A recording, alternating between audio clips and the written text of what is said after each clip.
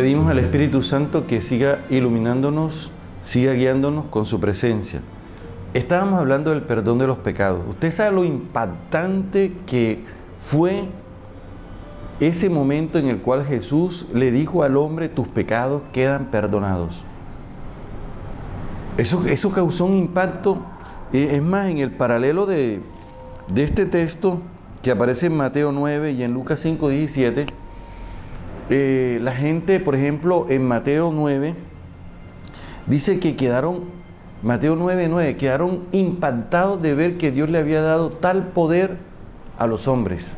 ¿Cuál poder? No el poder de curar al paralítico, el poder de perdonar los pecados, que Jesús le está comunicando al que estaba paralítico, y después la sanación física. Es decir, que más extraordinario es el perdonar los pecados que la sanación física. Obviamente que esto tuvo que llegar a oídos de Leví.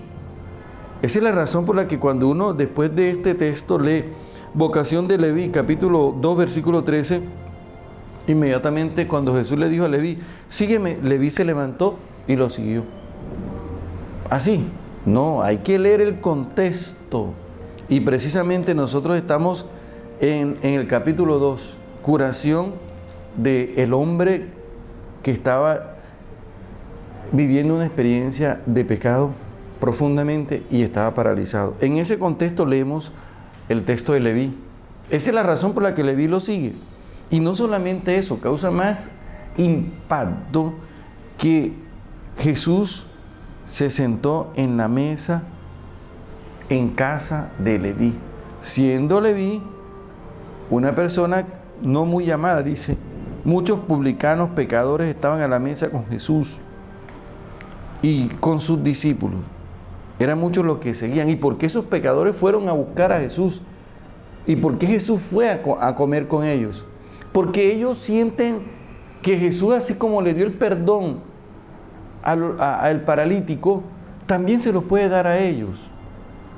Y que Jesús no es distante, que ese perdón que Jesús está comunicando viene de Dios, que ya no era necesario, según el Levítico capítulo 16, versículo 22, la confesión que hace el sacerdote al chivo expiatorio que soltaba en el desierto.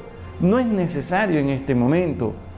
Hay alguien que nos conecta con Dios, que abre un espacio a la misericordia, y por eso ellos buscan a Jesús. Pero los fariseos y los escribas no son capaces de ver esto. Esto que ven los pecadores, esto que ven los impuros, amigos de Leví, publicanos y pecadores, cobradores de impuestos, descubren por gracia de Dios el perdón que Jesús está comunicando.